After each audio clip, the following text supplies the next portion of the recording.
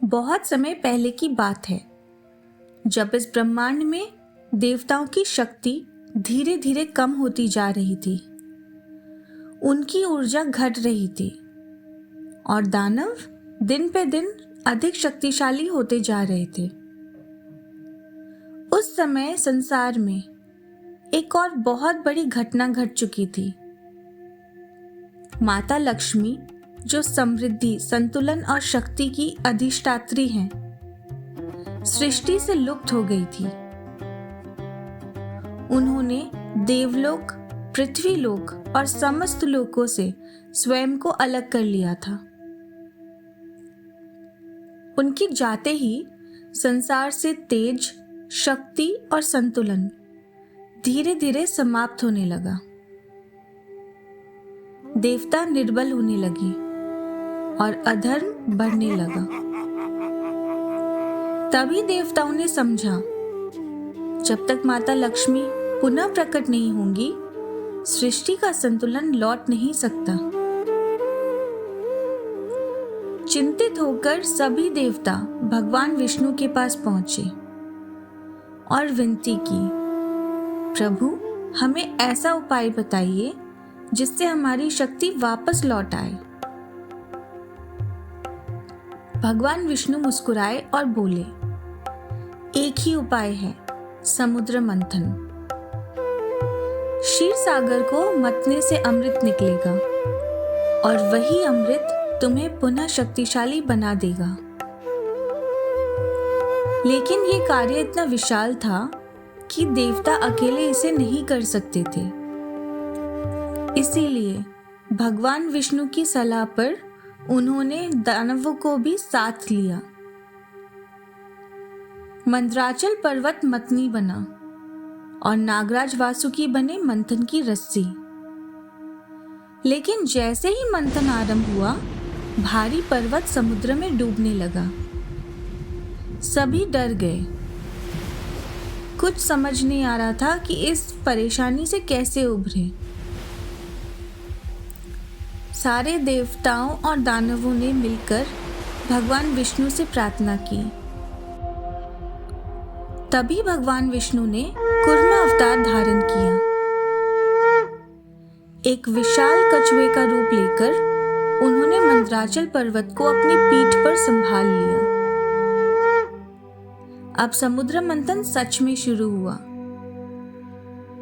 समुद्र गरजने लगा, लहरें उठने लगी और एक एक करके अनेक दिव्य रत्न बाहर आने लगे।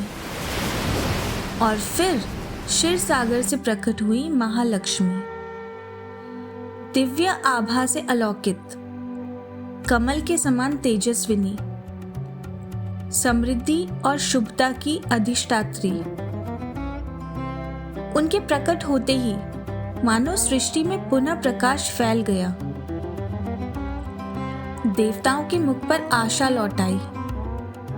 दिशाएं शांत होने लगी, क्योंकि जहां लक्ष्मी का वास होता है, वहीं संतुलन, समृद्धि और मंगल लौट आते हैं।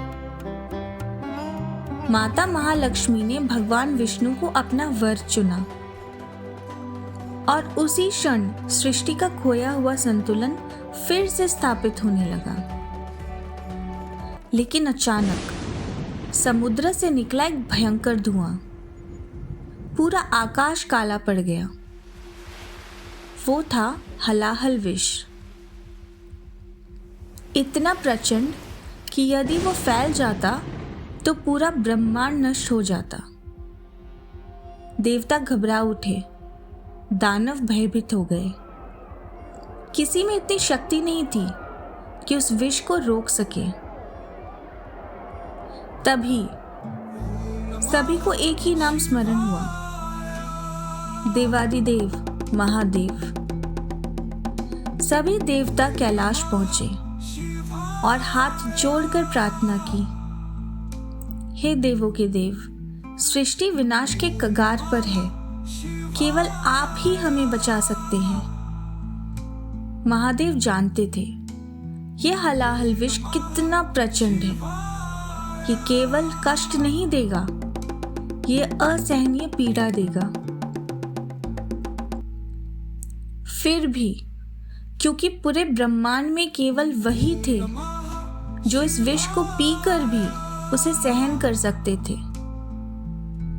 इसलिए महादेव ने सृष्टि की रक्षा के लिए हलाहल विष को ग्रहण किया।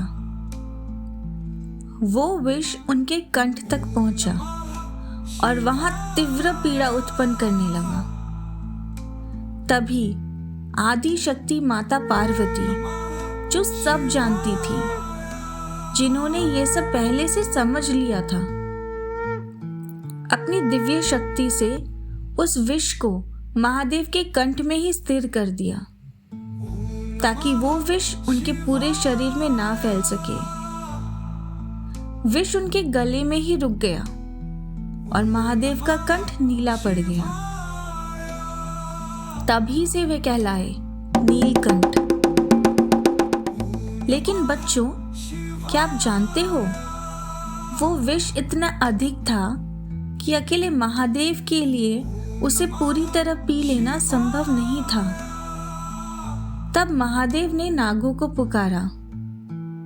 उस समय नाग विषैले नहीं थे, लेकिन महादेव की इच्छा पर उन्होंने भी उस विष को ग्रहण किया और महादेव के साथ उस पीड़ा को बांट लिया और तभी से नाग विषैले हो गए।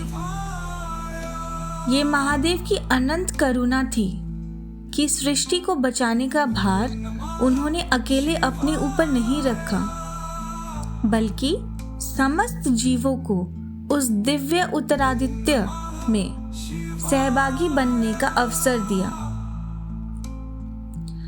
यही है हमारे भोलेनाथ, जो स्वयं कष्ट सह लेते हैं लेकिन सृष्टि की रक्षा करते हैं। महाशिवरात्रि की पावन रात हमें उनके त्याग, उनकी करुणा और उनके अपार प्रेम की याद दिलाती है।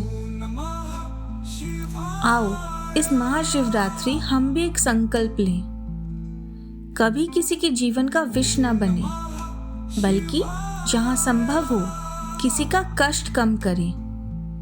बोलिए हर हर महादेव। और ऐसे ही दिव्य कथाओं के लिए जुड़े रहिए मैजिक स्टोरी ट्री के साथ।